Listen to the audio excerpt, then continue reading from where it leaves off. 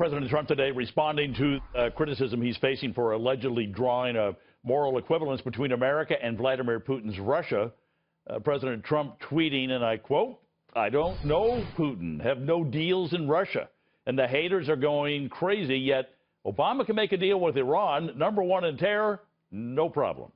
Joining me now, Mike Gallagher, host of the Mike Gallagher radio show on the Salem Radio Network, and columnist for the Fiscal Times, Liz Peek. And where do you want to start? Because the world is crazy right now. That's what Liz says. The world is crazy, Liz, for sure. What do you make of the haters? Because they really are, their heads are exploding still. It's been 3 months. There's no question. But look, I think part of it is that, yes, they lost, but I think it's even worse that they never imagined that they could lose. They never imagined that this person they considered a clown, et cetera, could actually grab the attention of the American people and win an election over Hillary Clinton. It was just unimaginable. But I think in this issue of the Putin bromance, as it's called, I think this has been such an incredibly shockingly overplayed story now for months.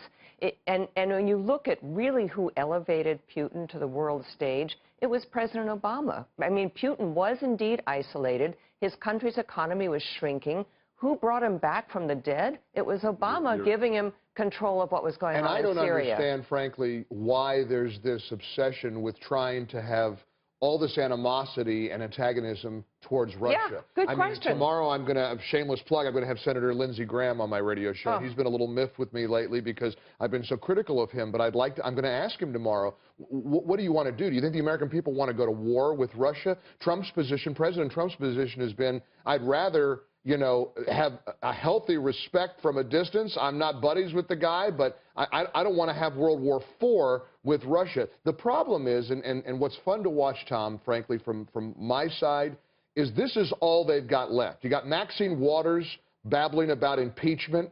You have protesters throwing bricks through windows at Berkeley. You have all this craziness because they've got nothing left, Tom. There's nothing in their arsenal. But Liz, they don't have.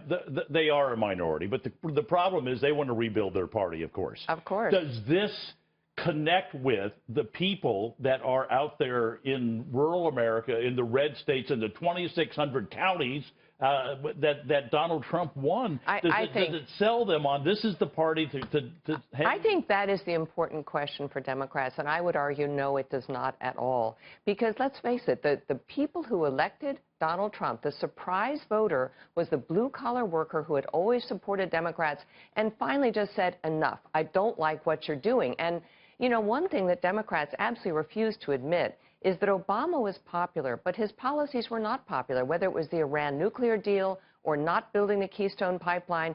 There were a lot of things he did that people really didn't approve of. So when he went out there and said, I want 4 more years, a referendum on my policies, voters says, forget it. And by the way, everything the Democrats are doing now, Chuck Schumer, is he going to really win the hearts and minds of Michigan and Wisconsin and all these people? I don't think so. Let me try one on you, Mike, because we're both in talk radio. And one of the examples that the Democrats are talking about is, well, let's see, obstruction worked for the Republicans, so we'll do that and we'll win. It reminds me of when the Democrats came up with Air America and said, let's have a left agenda radio state network, and it failed miserably. So you can't just copy somebody without getting this getting the same result. It doesn't work. Listen, you're one of the iconic veterans of our industry, and you know about the grassroots nature of our business.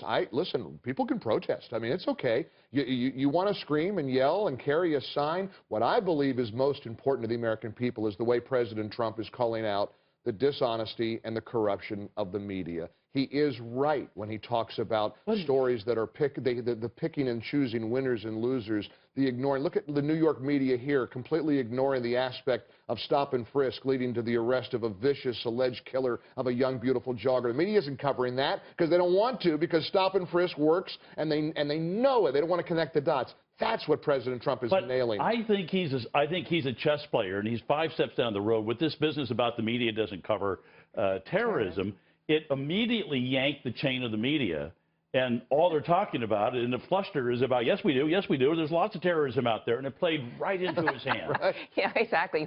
We're terrified of terrorism. Look, I think what actually Trump should do to kind of regain his balance and regain his popularity is, I think he needs to go out and talk to the people. I mean, he's doing that pretty successfully and going around the media. No. I think No. town He doesn't halls need to regain in his Pennsylvania. popularity. I do. No, his popularity is there. I'll tell you why. All right, we can discuss it. You have to argue later because we're out of time. Okay, Liz Peek and Mike Gallagher, both Thanks, of you, Tom. thank you very much for coming by.